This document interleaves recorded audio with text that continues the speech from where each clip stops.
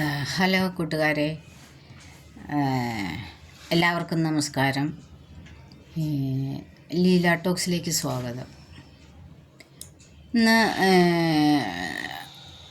ഒരു വിഷയം ഇന്ന് പറയാൻ പോകുന്ന ഒരു വിഷയം, ഇന്ന് മാധ്യമ ഡേ അല്ലെങ്കിൽ മാധ്യമ ദിവസം ആണ് ഇന്നത്തെ ദിവസത്തിൻ്റെ പ്രാധാന്യമായിട്ട് പറയുന്നത്. സത്യം പറഞ്ഞാൽ മാധ്യമങ്ങൾ, ദൃശ്യമാധ്യമങ്ങളായാലും പത്രമാധ്യമങ്ങളായാലും സോഷ്യൽ മീഡിയ മാധ്യമങ്ങളൊക്കെ ആയാൽ തന്നെയും ഏത് തരത്തിലുള്ള മാധ്യമങ്ങളായാലും ഇന്ന് ഒരു 100% സത്യസന്ധത പുലർത്തുന്ന വാർത്തകൾ കൊടുക്കുന്നതിനോ പറയുന്നതിനോ ഇന്ന് മാധ്യമങ്ങൾ പൊതുവെ പിന്നിലോട്ടാണ്.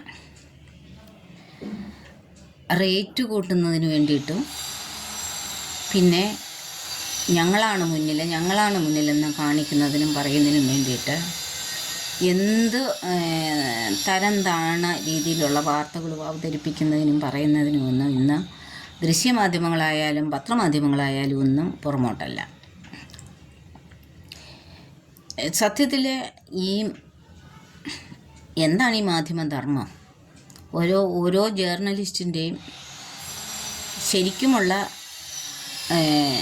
ഒരു കമ്മിറ്റ്മെൻറ്റ്സ്, ഉത്തരവാദിത്വം ആരോടാണോ വേണ്ടുന്നത് അവർക്ക് അതിൻ്റെ ധർമ്മം എന്തുവാണ്? ഞാൻ ജേർണലിസം പഠിച്ചിട്ടുള്ള ഒരു വ്യക്തിയൊന്നുമല്ല. എൻ്റെ മേഖല അതല്ല, എൻ്റെ മേഖല മെഡിക്കലാണ്. പക്ഷേ വാർത്തകൾ സ്ഥിരമായി കാണുകയും അതിനെ അവലോകനം ചെയ്യുകയും ഒക്കെ ചെയ്യുന്ന ഒരു കൂട്ടത്തിൽ വാർത്തകളാണ് കൂടുതലായിട്ടും കാണുന്നത്. ന്യൂസാണ് കാണുന്നതിനോട്ടാണ് താല്പര്യം.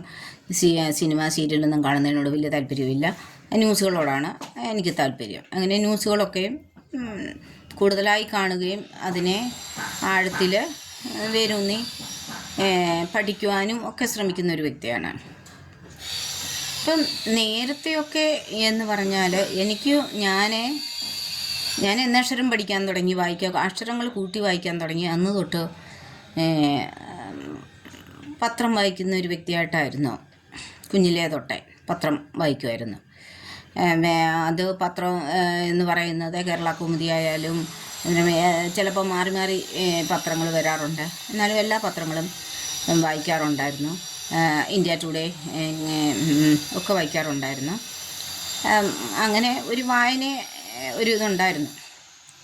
അപ്പോൾ കുഞ്ഞിലേ മുട്ടേ നമ്മൾ ആ വാർത്തകളൊക്കെ വായിക്കുകയും എടുക്കുകയും ചെയ്യുന്നത് വെച്ച് കേട്ടിട്ടുള്ള ഒരു ഇതൊക്കെ വെച്ച് നോക്കുമ്പോൾ ഇന്നത്തെ ഈ ഒരു കാലഘട്ടത്തിൽ ഈ മാധ്യമ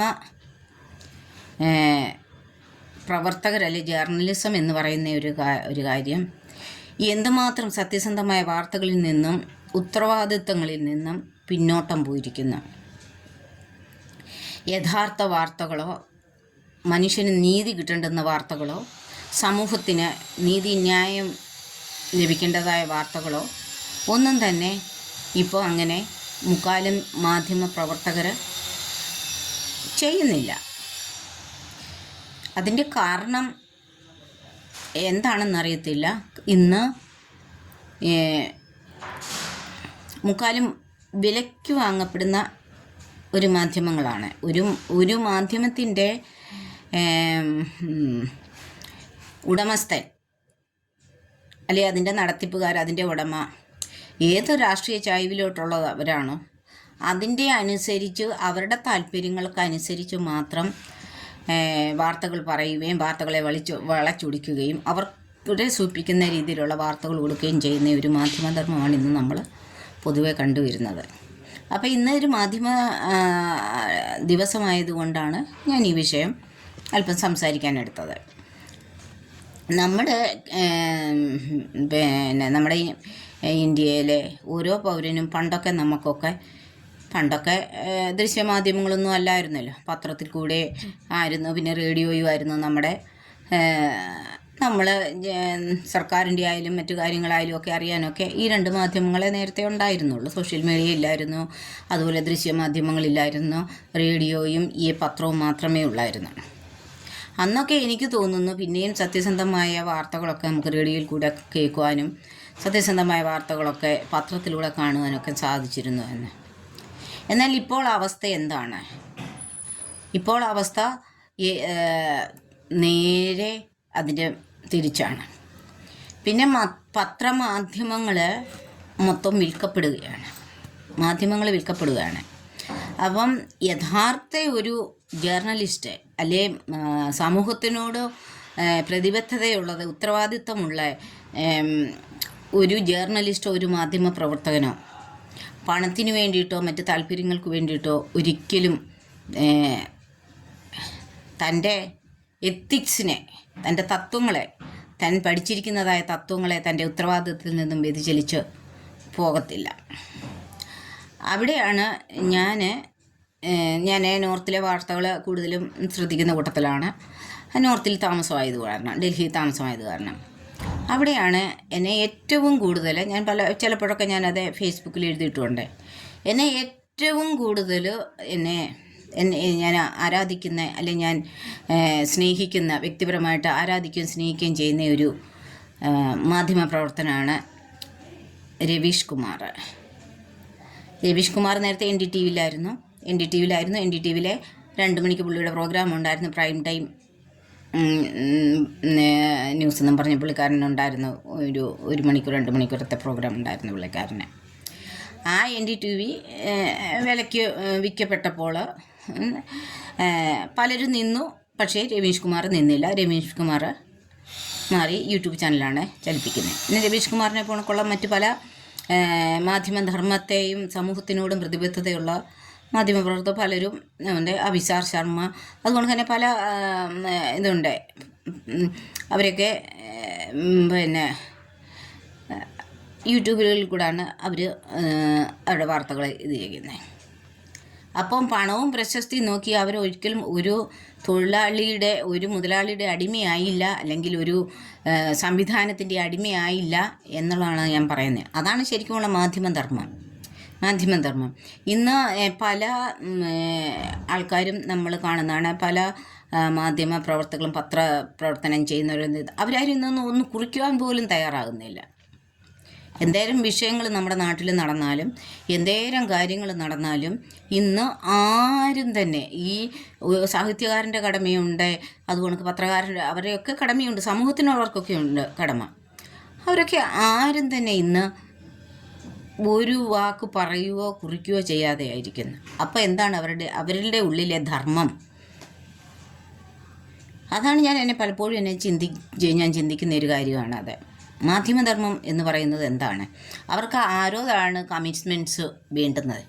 ആരോടാണ് അവർക്ക് ഇത് ചെയ്യുന്നത്? വിമർശിക്കേണ്ടതിടത്ത് വിമർശിക്കുകയും അനുകൂലിക്കേണ്ടതിടത്ത് അനുകൂലിക്കുകയും സത്യസന്ധമായ വാർത്തകളെ വളച്ചൊടിക്കാതെ അതിൻ്റേതായിട്ടുള്ള രീതിയിൽ റേറ്റ് കൂട്ടാതെ മാധ്യമത്തിൻ്റെ ഉടമകൾ കടിമകളാകാതെ ആയിരിക്കുന്നതാണ് യഥാർത്ഥ ഒരു പത്രപ്രവർത്തകൻ്റെ ധർമ്മം, അല്ലെ യഥാർത്ഥ മാധ്യമ പ്രവർത്തനം എന്നുള്ളത് ഇന്ന് പല മാധ്യമ പ്രവർത്തകരും മറന്നു പോകുന്നോ അതോ മനഃപൂർവ്വം ചെയ്യാതിരിക്കുന്നോ? ഒരു ഉത്തരവാദിത്വം സമൂഹത്തിനോടില്ലേ? ജനങ്ങളോടില്ലേ? അപ്പം സ്വന്തം പോക്കറ്റിൽ പൈസ ഏറ്റവും കൂടുതൽ കിട്ടുന്നതനുസരിച്ച് വാർത്ത കൊടുക്കുക, സ്വന്തം മുതലാളിമാരെ സൂചിപ്പിക്കത്തക്ക രീതിയിൽ വാർത്തകൾ കൊടുക്കുക, എന്നിട്ട് ഞങ്ങളാണ് മുന്നിൽ എന്നുള്ള കാര്യങ്ങൾ ഓരോരുത്തരും പറയുക. ഇതിലെന്താണ് അവർ മാധ്യമ പ്രവർത്തനം ചെയ്യുന്നത്? ഇന്ന് മാധ്യമ ദിവസമായതുകൊണ്ടാണ് ഞാൻ ഈ ഒരു വിഷയം തിരഞ്ഞെടുത്തത് സംസാരിക്കാൻ. അപ്പോൾ എൻ്റെ ഉള്ളിൽ തൊട്ടിയ ഞാൻ വാർത്തകളെ നിരന്തരം വീക്ഷിക്കുന്ന ആളും വായിക്കുന്ന ആളുമാണ്. ഞാൻ പറഞ്ഞല്ലോ, ഞാൻ അക്ഷരം കൂട്ടി വായിക്കാൻ തുടങ്ങിയപ്പോൾ തൊട്ട് പത്രം വായിക്കുന്ന ഒരു വ്യക്തിയായിരുന്നു. അന്ന് ഈ സോഷ്യൽ മീഡിയ ഇല്ല, അന്ന് ഇങ്ങനെയുള്ള കാര്യങ്ങളൊന്നും ഇല്ല. പത്രത്തിൽ കൂടെയും റേഡിയോയിൽ കൂടെയും മാത്രമായിരുന്നു നമ്മൾ കാര്യങ്ങൾ അറിയുന്നത്. പക്ഷേ എനിക്ക് തോന്നുന്നു അന്നൊക്കെ പിന്നെയും സത്യസന്ധമായ വാർത്തകളും സത്യസന്ധമായ കാര്യങ്ങളൊക്കെ നമുക്ക് കേൾക്കുവാനും കാണുവാനും ഒക്കെ കഴിഞ്ഞിരുന്നു. അന്നൊക്കെയുള്ള പത്രപ്രവർത്തനം ചെയ്തവരോ മാധ്യമപ്രവർത്തനം ചെയ്തവരോ ഒക്കെ എനിക്ക് തോന്നുന്നു കുറച്ചും കൂടെ ഇന്നത്തെ അപേക്ഷിച്ച് നോക്കുമ്പോൾ കുറച്ചൊക്കെ സത്യസന്ധത ഇതിൻ്റെ അകത്തിൽ പുലർത്തിയിട്ടുണ്ടെന്നാണ് കാണുന്നത്. ഇന്ന് മാധ്യമപ്രവർത്തനം സത്യസന്ധമായി പറയുകയും പ്രവർത്തിക്കുകയും ചെയ്യുന്ന ജനങ്ങളോടല്ലേ ഇന്ന് ചോദ്യങ്ങൾ ചോദിക്കാൻ ആർക്കും മേല. ചോദ്യങ്ങൾ ചോദിക്കുന്നവരെയാണല്ലോ ആർക്കും ഇഷ്ടമില്ലാത്തത്. എവിടെയായാലും ഒരു അനീതിക്കെതിരെ പ്രതികരിക്കുമ്പോഴോ അല്ലെങ്കിൽ ചോദിക്കുമ്പോഴോ, അത് കുടുംബത്തിലായാലും സമൂഹത്തിലായാലും ഓഫീസിലായാലും എവിടെയായാലും അതിനെതിരെ പ്രതികരിക്കുമ്പോഴാണല്ലോ ആ വ്യക്തി ആർക്കും ഇഷ്ടമില്ലാതെ വരുന്നത്. അപ്പം നമ്മൾ ചോദ്യങ്ങൾ ചോദിച്ച് ആർക്കും ഇഷ്ടമില്ലാത്ത ആളാകണ്ട എന്നുള്ള ഒരു നിലയിലേക്ക് വരെ ഇന്ന് മാധ്യമപ്രവർത്തകർ എത്തിയിട്ടുണ്ട്. എല്ലാവരെയും പറ്റിയല്ല പറയുന്നത്, കൂടുതലും ആൾക്കാരങ്ങനെയാണ്. ആരെ പേടിക്കുന്നേ? നമ്മളെന്തിനാ പേടിക്കുന്നേ? ആവശ്യത്തിന് പേടിച്ചാൽ പോരെ. നമ്മൾ പേടിച്ചാൽ നമ്മൾ പേടിച്ചുകൊണ്ടേയിരിക്കും, നമ്മളെ പേടിപ്പിച്ചുകൊണ്ടേയിരിക്കും. മാധ്യമം പ്രവർത്തകർ പ്രത്യേകിച്ച് ഈ കൂട്ടത്തിലാകരുത് എന്നാണ് എനിക്ക് പറയുവാനുള്ളത്. ഇപ്പോൾ തന്നെ നമ്മുടെ ഈ നോർത്തിലെ പല മീഡിയകളല്ല, നോർത്തിലെ നാഷണൽ ചാനലുകളെല്ലാം തന്നെ യാതൊരു ഇതുമില്ല, അതെല്ലാം വിൽക്കപ്പെട്ടിരിക്കുന്നവയാണ്. ആ വിൽക്കപ്പെട്ടിടത്ത് നിൽക്കാൻ താല്പര്യമില്ലാത്തൊരു സത്യസന്ധത സമൂഹത്തിനോട് പുലർത്താനുള്ള എന്നുള്ളവരാണ് അതിൽ നിന്നെല്ലാം പോയിട്ട് സ്വന്തമായിട്ട് യൂട്യൂബ് ചാനൽ തുടങ്ങി അവരുടെ സത്യസന്ധമായിട്ട് വാർത്തകൾ പറയുന്നതും ചോദ്യങ്ങൾ ചോദിക്കുന്നതും. ചോദ്യം ചോദിക്കാനുള്ള അവകാശം നമ്മുടെ ഓരോ ഇന്ത്യൻ പൗരൻ്റേതുമാണ്. അത് നമ്മുടെ ജനാധിപത്യ അവകാശമാണ്. അതിനെ ആർക്കും തടയാൻ പറ്റത്തില്ല. അതുകൊണ്ട് ഇന്നത്തെ ഈ മാധ്യമ ദിനത്തിൻ്റെ ദിവസത്തിൽ ഇതാണ് എനിക്ക് പറയാനുള്ളത്.